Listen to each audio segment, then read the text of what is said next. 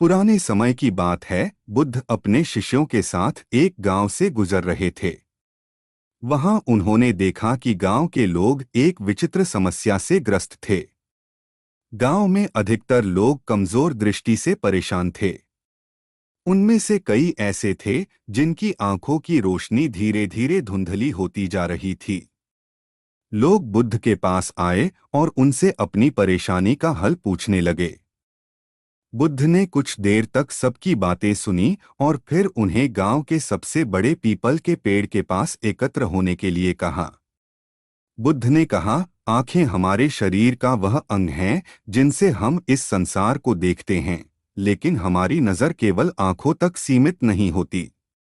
असली दृष्टि वह होती है जो हमें अपने अंदर के प्रकाश को देखने की शक्ति देती है। तभी एक बूढ़ी स्त्री ने बुद्ध से पूछा, गुरुजी, मेरी आंखों की रोशनी अब कम होती जा रही है।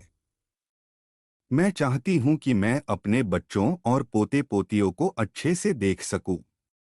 क्या आप मुझे कोई उपाय बता सकते हैं जिससे मेरी नज़र वापस आ जाए? बुद्ध ने एक हल्की मुस्कान के साथ जवाब दिया, माँ, तुम एक चम्मच रोजाना खाओ और देखो कि तुम्हारी नज़र में क्या बदलाव आता है।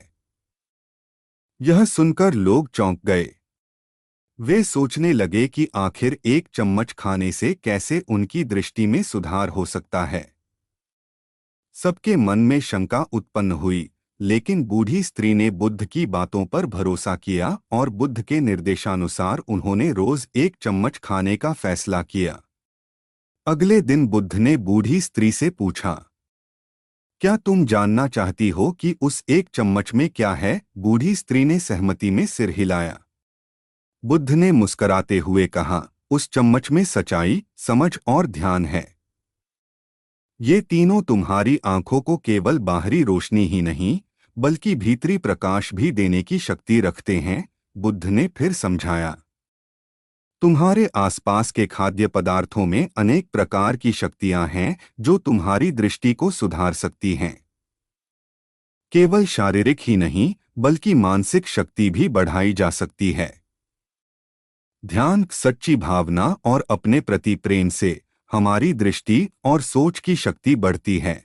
बुद्ध ने लोगों को बताया कि खाने में हरी पत्तेदार सब्जियां, गाजर, कद्दू के बीज और आंवला जैसी चीजें रोजाना शामिल की जाएं, तो आंखों की रोशनी बढ़ाने में मदद मिलती है।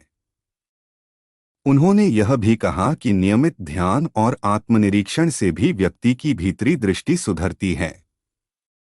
बुद्ध ने कहा, जो तुम खाते हो उसका प्रभाव केवल तुम्हारे शरीर पर ही नहीं, बल्कि तुम्हारे मन और आत्मा पर भी पड़ता है।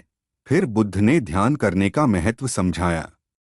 उन्होंने कहा, जैसे शरीर के लिए भोजन आवश्यक है, वैसे ही मन के लिए ध्यान आवश्यक है।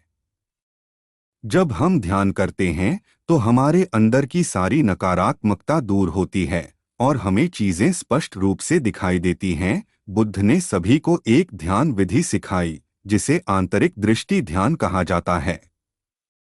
उन्होंने कहा कि इस ध्यान के माध्यम से हम अपनी अंदर की आंखों को खोल सकते हैं और दुनिया को एक नई दृष्टि से देख सकते हैं।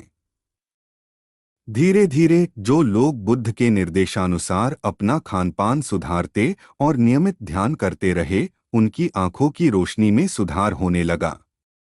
लोग अपनी भीतरी दृष्टि को जागृत महसूस करने लगे और उन्हें जीवन के प्रति एक नया नजरिया मिला। इस कहानी का सार यह है कि केवल भौतिक दृष्टि ही नहीं, बल्कि आत्मा की दृष्टि भी आवश्यक है। हमें अपने शरीर के साथ साथ अपने मन और आत्मा का भी ध्यान रखना चाहिए। जब हम अपनी आंतरिक दृष्टि को जागृत कर लेते हैं तो बाहरी दृष्टि भी तेज हो जाती है और हम जीवन की हर खूबसूरती को स्पष्ट रूप से देख पाते हैं।